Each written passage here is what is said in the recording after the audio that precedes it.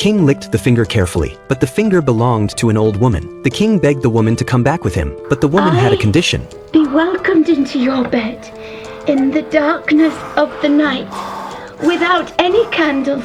Of course, my beautiful angel, of course.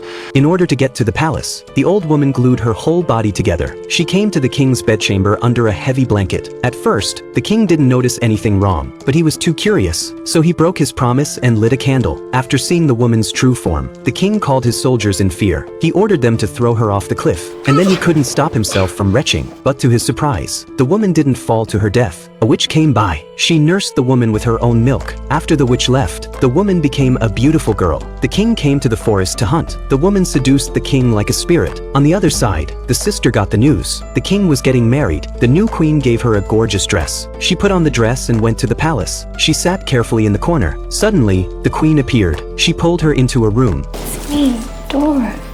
She found out that the beautiful queen was her sister. The younger sister couldn't hold back her curiosity. She asked the woman how she became young, but the woman had no idea what had happened. She told her sister not to tell anyone about their relationship. Then she and the king met with the nobles. Knowing the truth, her sister was no longer afraid. She followed the queen boldly. After the banquet, her sister suddenly stayed at the palace. She burst into the king's chambers. She insisted on staying with a woman. Feel angry? The woman told her the secret of her beauty. I've had myself flayed! Now that's enough! The king returned to his chambers. The woman had to hide her sister behind a screen. As she listened to the ambiguous sounds coming from next door, the sister suddenly walked out. The king was stunned. He asked his guards to drive her away. After leaving the palace, she sold all her decorations. He found a man to perform a skinning operation on her. Then she walked to the palace. She thought she could be with her sister forever, but in the eyes of the people, she was already a monster. Soon after, the witch's magic failed. The woman's skin began to age rapidly. She had to flee the palace, and for the king, it was all a dream.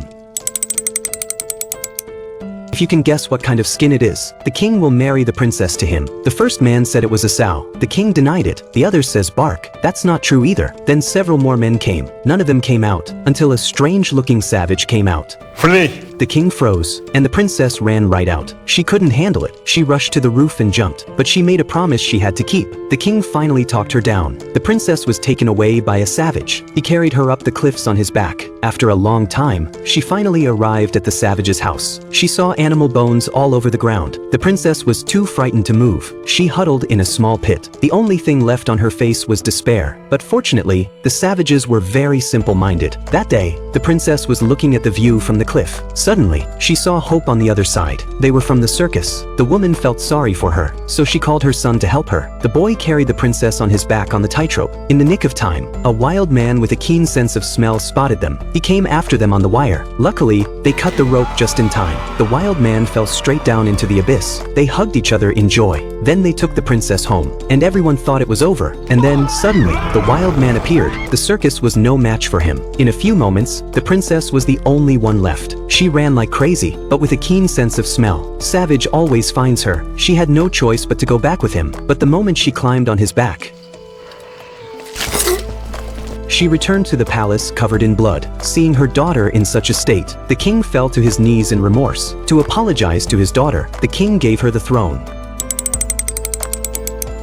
The king put on his helmet, grabbed a spear. He went into the lake alone, slowly walking from shallow water into deep water. The king found a giant sea monster. While it was sleeping, the king thrust his spear down hard. The sea monster was instantly awakened. The king was knocked out of the water. The sea monster struggled. Its blood stains the water red. When he returned to the surface of the lake, the sea monster had been killed. The king was seriously injured. By the time the guards cut open and pulled out its heart, the king was dead. There was no sadness on the queen's face. She picked up the heart and left. According to the sorcerer, if she ate the heart, she could conceive, but only if she found a girl to cook it with. A steaming mist came out. The girl felt hot all over, and then she was somehow pregnant. On the other hand, the queen ate the heart of the sea monster. That night she went into labor. The girl went into labor at the same time. She succeeded in giving birth to a prince. As time passed, the prince grew up, but unlike the others, his hair was all white, and the prince made a good friend, the girl's son. They were like twins. The queen was very unhappy. She threw the boy out of the palace. The prince chased after after him. But the boy made an opening at the root of a tree. He told the prince, if the water is clear, then he was safe. If the water is muddy, that he was in trouble. The prince came to the tree every day after that, until the day he realized the water was muddy. He immediately left the palace and went to the boy's house. From his family, he learned that the boy had gone to the forest and had not returned. So the prince went to the forest to look for the boy. When he found out that the prince was missing, the queen once again sought the help of the sorcerer, but the sorcerer told her it would cost her a great deal.